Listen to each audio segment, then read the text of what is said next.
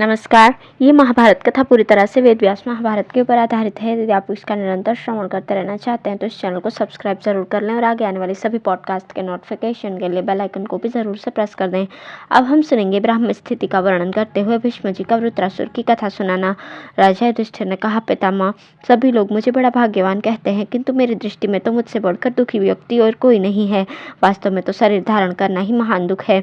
न जाने ये दुख नाशक संन्यास हम कब ग्रहण करेंगे। हम न जाने कब ये राजपाट छोड़कर वन में जा सकेंगे। भीष्म जी बोले, राजन, अनंत कोई वस्तु नहीं है, सभी की एक सीमा है। आवागमन भी प्रसिद्ध ही है। इस लोक में अविचल वस्तु कोई नहीं है। तुम जैसा मानते हो वो भी ठीक नहीं है, क्योंकि ऐश्वर्य से भी आसक्ति होने पर ही दोष होता है।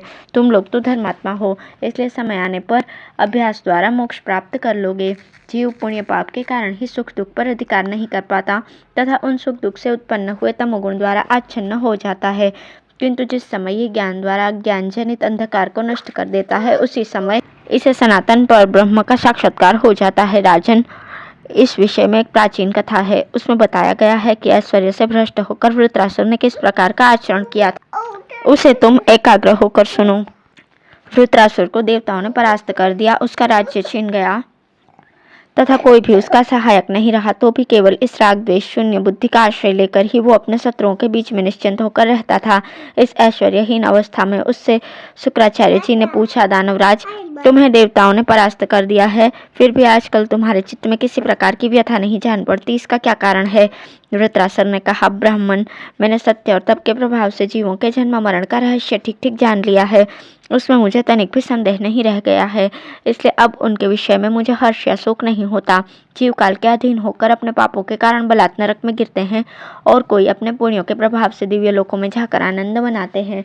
इस प्रकार अपने कुछ पुण्य पापों का फल भोग कर बचे हुए कर्मों के भोग के लिए बार बार इस लोक में जन्मते मरते रहते हैं। कामना के बंधन में बंधे हुए अनेकों जीव नरक में पड़कर फिर विवश होकर पशु पक्षियों की सहस्त्र योनियों में जन्म लेते हैं। इस प्रकार मैंने सभी जीवों को जन्म मरण के चक्कर में पड़े देखा है। शास्त्र का भी ऐसा ही सिद्धांत है कि जैसा कर्म होता है वैसा ही फल प्राप्त होता है।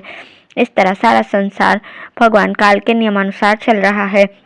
उसे ऐसी ऐसी बातें कहते देखकर भगवान शुक्राचार्य ने कहा, पुत्र, तुम तो बड़े बुद्धिमान हो, फिर ऐसा आसुरी भाव का नाश करने वाली व्यर्थ बातें क्यों बना रहे हो। वृत्रासुर बोला, ब्राह्मण, आपको तथा दूसरे महामती महानुभावों को तो ये मालूम ही है कि पहले विजय के लोभ से मैंने बड़ा तप किया था। उस समय अपने तेज के कारण मैं तीनों लोकों में सबसे बढ़ चढ़ गया था और मैंने दूसरे प्राणियों से अनेकों भोग सामग्रियां छीन ली थी। मैं सर्वदा निर्भय होकर आकाश में विचरता था तथा संसार का कोई प्राणी मुझे जीत नहीं सकता था। इस प्रकार तप के प्रभाव से मैंने जो ऐश्वर्य प्राप्त किया था वो मेरे कर्मों से भी नष्ट हो गया, किंतु मैं धैर्य धारण करके उसके लिए चिंता नहीं करता हूँ। जिस समय मैं देवराज इंद्र के साथ युद्ध कर रहा था, उस समय उनकी सहायता के लिए आए हुए भगवान हरि के मैंने दर्शन किए थे। वे प्रभु नारायण, वैकुंठ, पुरुष, अनंत, शुक्ल, विष्णु, सनातन, मुंजकेश, हरिश्मश्रु और संपूर्ण भूतों के पितामह हैं। भगवान, अवश्य ही जब भी मेरी तपस्या का कोई अंश बचा हुआ है जो मैं आपसे कर्मफल के विषय में प्रश्न करने की इच्छा रखता हूँ, कृपया ये बताइए कि किस उत्तम फल को प्राप्त करके जीव अजर अमर हो जाता है तथा किस कर्म या ज्ञान के द्वारा उस फल की प्राप्ति हो सकती है। भगवान शुक्राचार्य और वृत्रासुर में ये बातें चल रही थी कि वहाँ महामुनि सनत कुमार उनके संशय को दूर करने के लिए पधारे। शुक्राचार्य और दानवराज वृत्र ने उनका पूजन किया और वे एक बहुमूल्य आसन पर विराजमान हुए। जब वे आराम से बैठ गए तो महर्षि शुक्र ने कहा, भगवान, इन दानवराज को भगवान विष्णु का श्रेष्ठ महात्म्य सुनाने की कृपा कीजिए। यह सुनकर श्री सनत कुमार जी बोले, दैत्य प्रवर, भगवान विष्णु का उत्तम महात्म्य सुनिए। देखिए, ये सारा जगत उन्हीं में स्थित है। वही समस्त भूतों की रचना करते हैं, वही प्रलय काल आने पर उनका संहार करते हैं और वे ही कल्पांतर के आरंभ में उनकी पुनः सृष्टि करते हैं। समस्त भूत उन्हीं में लीन होते हैं और उन्हीं से ही उत्पन्न होते हैं। उन्हें कोई शास्त्र ज्ञान द्वारा अथवा तपस्या या यज्ञ के द्वारा प्राप्त नहीं कर सकता। वे तो इंद्रियों के निग्रह से ही प्राप्त हो सकते हैं। जो बाह्य और आभ्यंतर कर्मों में प्रवृत्त होकर बुद्धि से निष्काम भाव द्वारा मन को शुद्ध करता है, वो अनंत सुख को प्राप्त होता है। कर्मों के द्वारा जीव की शुद्धि सैकड़ों जन्मों में हो पाती है, किंतु कोई जीव महान प्रयत्न करके एक ही जन्म में शुद्ध हो जाता है। भगवान नारायण आदि अंत से रहित है और वे ही समस्त चराचर प्राणियों की रचना करते हैं। वे विश्व का संहार करने वाले सबके नियामक और शुद्ध चिद्रूप है। वे ही समस्त भूतों में क्षर और अक्षर रूप से भी रहते हैं। पृथ्वी उनके चरण है, स्वर्गलोक मस्तक है, दिशाएं भुजा है, आकाश कान है, सूर्य नेत्र है, चंद्रमा मन है, महतत्व बुद्धि है और जल रसनेन्द्रिय है। संपूर्ण ग्रह उनकी भ्रुकुटियों में स्थित है और नक्षत्र समूह नेत्रों के तेज से प्रकट हुए हैं। सत्व रज तम तीनों गुण नारायण स्वरूप हैं। संपूर्ण आश्रमों के और जपादि कर्मों के फल भी वे ही हैं तथा वे अव्यय परमात्मा ही कर्म त्याग रूप संन्यास के फल हैं। वेद मंत्र उनके रोम हैं, प्रणव उनकी वाणी है तथा अनेकों वर्ण और आश्रम उनके आश्रय हैं। उनके अनेकों मुख हैं, वे ही हृदय में आश्रित धर्म, आत्मदर्शन रूप परम धर्म, तप और शत अशत स्वरूप हैं। वही श्रुति शास्त्र यज्ञ पात्र और 16 ऋत्विज हैं। वही प्रजापति विष्णु अश्विनी कुमार इंद्र मित्र वरुण यम और कुबेर हैं। जिस समय मनुष्य की ज्ञान दृष्टि खुलती है उस समय उनका साक्षात्कार होता है। जगत की उत्पत्ति से लेकर प्रलय पर्यंत एक कल्प होता है। ऐसे करोड़ों कल्प तक जीव स्थावर जंगम योनियों में आते जाते रहते हैं। यदि 1 योजन चौड़ी 500 योजन लंबी और 1 कोस गहरी सहस्त्रोगात बावड़ियाँ हो और उनमें से बाल के अग्रभाग द्वारा एक दिन में केवल एक ही बूंद जल निकाला जाए तो उन सब के सूखने में जितना समय लगेगा उतना ही समय प्रजा की उत्पत्ति प्रलय रूप एक काल में लगता है। जीव अज्ञान के कारण ही अपने अपने कर्मों के अनुसार भिन्न भिन्न गतियों को प्राप्त होते हैं। इस प्रकार नित्य प्रति शुद्ध चित्त से ब्रह्म अनुसंधान करते हुए वो शुद्ध चिंतन मात्र रूप से परम गति को प्राप्त कर लेता है और उसके द्वारा उस अविनाशी पद को प्राप्त होता है जो सनातन ब्रह्म और अत्यंत दुष्प्राप्य है। महाबली दैत्यराज, इस प्रकार मैंने तुम्हें श्री नारायण का प्रभाव सुना दिया। वृत्रासुर ने कहा, भगवान, मुझे आपकी बात बहुत ठीक जान पड़ती है। अब मुझे किसी प्रकार का विषाद नहीं है। आपके वचन सुनकर मैं पाप और शोक से रहित हो गया हूँ। महर्षि, ये अनंत और महातेजस्वी विष्णु का ही प्रबल चक्र चल रहा है। इस सनातन स्थान से ही समस्त सृष्टियों की प्रवृत्ति होती है। वही परमात्मा और पुरुषोत्तम है और उसी में ये सारा जगत स्थित है।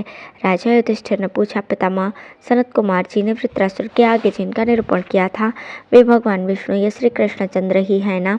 भीष्म जी बोले, मूल में स्थित जो भगवान देवाधिदेव हैं वे अपने स्वरूप में स्थित हुए ही अपनी शक्ति से अनेकों प्रकार के पदार्थ रचते हैं।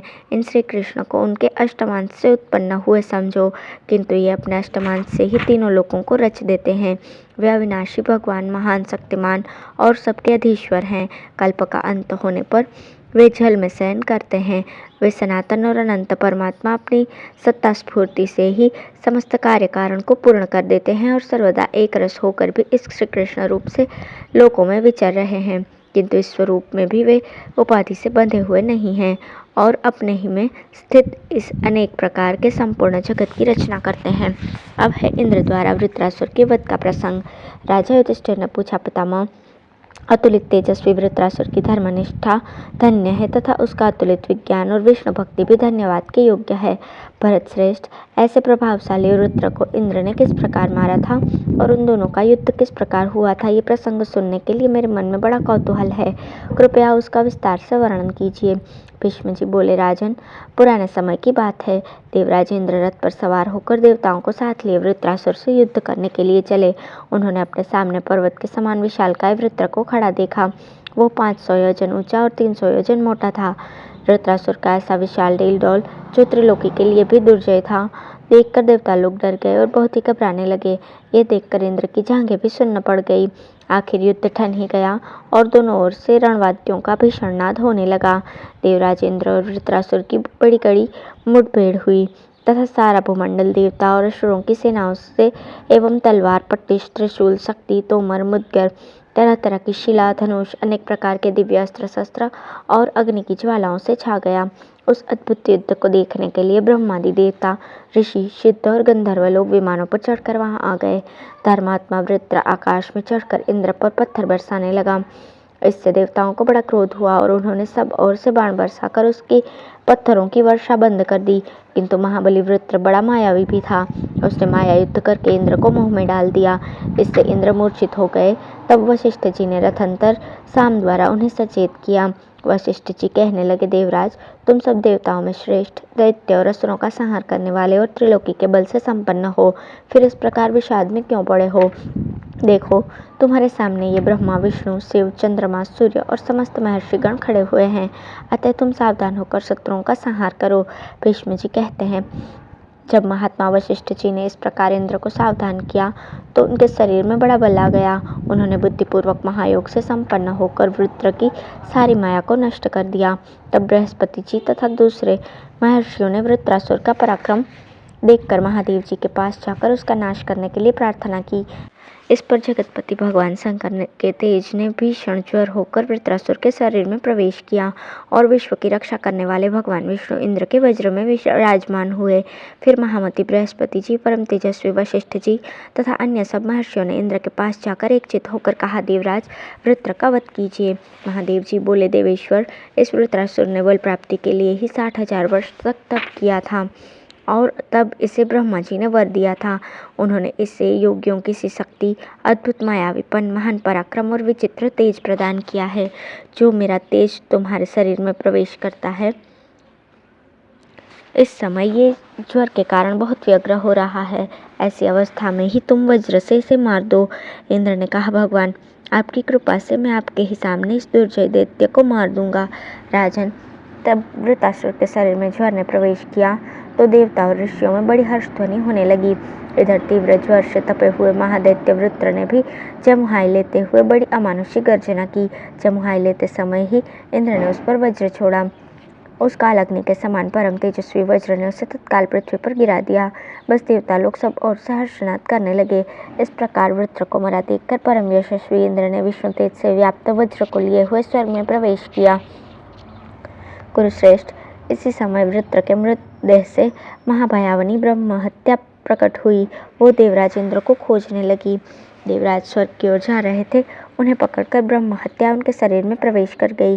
ब्रह्म हत्या के डर से घबराकर इंद्र कमलनाल में घुस गए और बहुत वर्षों तक वहीं छिपे रहे। इंद्र ने उसे दूर करने का बहुत प्रयत्न किया, किंतु वो उससे अपना पिंड न छुड़ा सके। तब वे पितामह ब्रह्मा के पास गए और उन्हें सिर झुकाकर प्रणाम किया। ब्रह्मा जी ने अपनी मधुर वाणी से ब्रह्म हत्या को शांत किया और फिर उससे कहा, कल्याणी, ये देवराज है, तू इसे छोड़ दे। मेरा इतना प्रिय कर और बता, मैं तेरा क्या काम करूँ, तू क्या चाहती है? ब्रह्म हत्या ने कहा, आप त्रिलोकी के कर्ता और तीनों लोकों में सम्मानित हैं। जब आप प्रसन्न हैं तो मैं अपनी सभी कामनाएं पूर्ण हुई समझती हूँ। आप ही ने तीनों लोकों की रक्षा के लिए धर्म की मर्यादा बांधी है। ये नियम आपका ही बनाया हुआ है कि जो ब्राह्मण का वध करे उसे ब्रह्म हत्या लगेगी। किंतु अब आपकी ऐसी इच्छा है तो मैं इंद्र को छोड़ देती हूँ। आप मेरे लिए कोई दूसरा स्थान बता दीजिए। ब्रह्मा जी ने ब्रह्म हत्या से कहा, ठीक है, मैं तेरे लिए स्थान निश्चित करता हूँ। फिर उन्होंने उपाय द्वारा ब्रह्म हत्या को इंद्र से दूर किया। उस समय उनके स्मरण करते ही वहाँ अग्निदेव उपस्थित हुए और उनसे बोले, भगवान, मुझे क्या आज्ञा है? ब्रह्मा जी ने कहा, मैं इंद्र को पाप मुक्त करने के लिए इस ब्रह्म हत्या के कई विभाग करता हूँ। उनमें से 1/4 तुम ग्रहण करो। अग्नि ने कहा, प्रभु, ठीक है, मुझे आपकी आज्ञा शिरोधार्य है, किंतु मुझसे इस पाप की निवृत्ति कैसे होगी, इतना मैं जानना चाहता हूँ। ब्रह्मा जी बोले, अग्नि, यदि किसी स्थान पर प्रज्वलित अवस्था में तुम्हारे पास आकर कोई पुरुष अज्ञानवश बीज, औषधि या रसों से तुम्हारा पूजन नहीं करेगा तो तुरंत ही तुम्हारी ब्रह्म हत्या उसमें प्रवेश कर जाएगी। ब्रह्मा जी के ऐसा कहने पर अग्नि ने उनकी बात मान ली और ब्रह्म हत्या के 1/4 भाग ने उसमें प्रवेश कर लिया। इसके पश्चात पितामह ने वृक्ष, तृण और औषधियों को बुलाकर उनसे भी वही बात की। इस पर वे कहने लगे, त्रिलोकीनाथ, आपकी आज्ञा से हम ब्रह्म हत्या के 1/4 को ग्रहण करेंगे, किंतु आप इससे हमारे छुटकारे का भी उपाय सोचिए। ब्रह्मा जी बोले, जो पुरुष पुण्यतिथियों पर वृक्षादि को काटेगा या उसके पीछे लग जाएगी। तब वृक्षादि ने उनकी बात स्वीकार कर ली और उनका यथावत पूजन कर अपने अपने स्थान को चले गए। फिर ब्रह्मा जी ने अप्सराओं को बुलाकर उनसे मधुर वाणी में कहा, सुंदरियों, ये ब्रह्म हत्या इंद्र के पास आई है, सो मेरे कहने से इसका 1/4 तुम ग्रहण कर लो। अप्सराओं ने कहा, देवेश्वर, आपकी कृपा से हम इसे ग्रहण करने को सज्ज हैं, किंतु इससे हमारे छुटकारे का समय का भी तो विचार करने की कृपा करें। ब्रह्मा जी बोले, तुम निश्चिंत रहो, जो पुरुष रजस्वला स्त्री के साथ समागम करेगा उसी के पास ही चली जाएगी। तब सब अप्सराएं ब्रह्मा जी की आज्ञा सिरोधार्य कर अपने अपने स्थानों में जाकर विहार करने लगीं। इसके बाद लोक विधाता ब्रह्मा ने जल के लिए संकल्प किया।